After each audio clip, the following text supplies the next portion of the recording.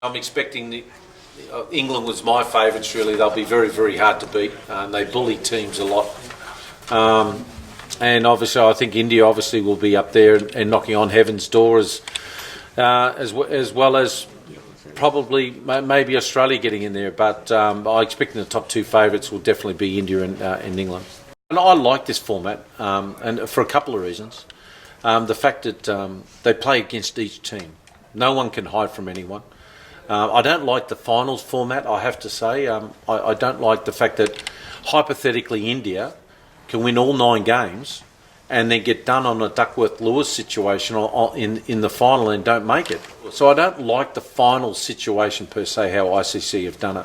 There's no second chance if a team gets beaten in the semi-final. So I don't like that situation. But it worked for us in 1987, so I can't complain too much. But it's I like it. I still think there's too many teams that are playing in the World Cup. It takes 50 days to play the tournament, whereas the FIFA World Cup takes 28 days and 32 teams. So, but that's the way it is, and we'll try and get on with it. But everyone thought ODI cricket is dying. You watch this World Cup and see how many people watch it.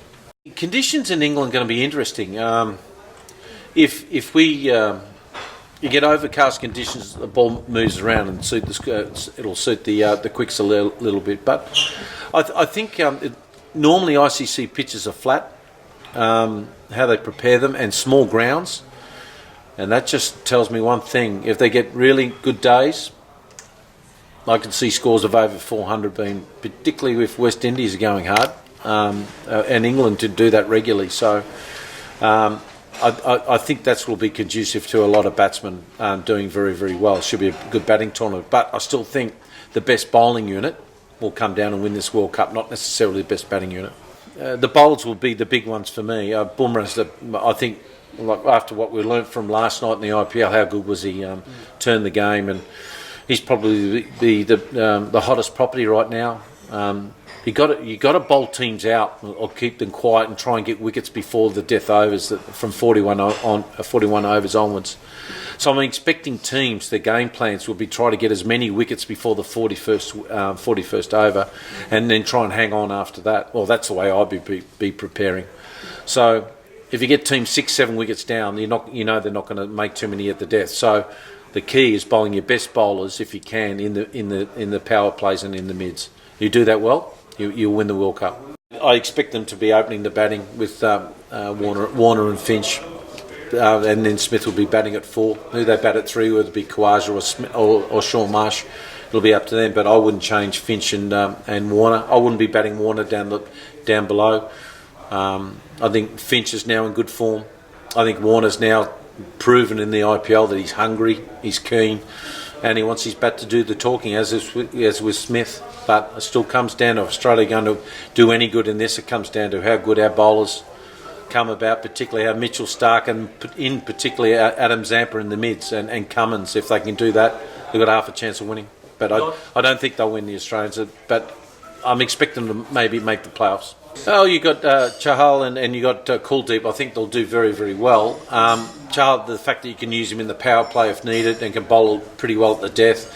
KULDEEP will do very well in the mids. I've no problem with playing the 2 spinners, and then you mix it up from there. You don't have JASPRIT, BUMRAH at the top leading from the front. So I'm happy with that, the way they've got it there. But you'll find most teams will try to keep BUMRAH quiet.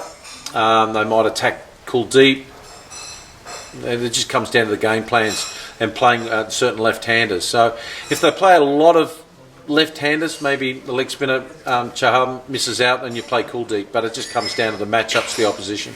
Well, I'm looking forward to a lot of things. I've been a little bit disgruntled by the fact that people think a 50-over cricket's dead, and the boys will show that you need to have 7 different styles of characters at least to play 50 over very well. I think you only need 4 in T20 and you only need 2 or 3 in T10. But 50 overs, you need to have 7 different styles of players, whether it be quick spinners, batsmen, all that, bangers, opening batsmen, guys in the glue can hold it together. So you need all these different particular ingredients to make a World Cup. It comes down to your bench strength. You can't rely just on 2 guys. Normally to win World Cups you need 2 guys to make some runs and you need 4 guys getting wickets, and you've got to field unbelievably well. And World Cups are very, very hard to win, and it'll come down to having 6 or 7 guys being informed. Can't rely on 3 or 4. Don't forget to like, share, subscribe, and leave your comments in the comment section below. Click on the bell icon for notifications.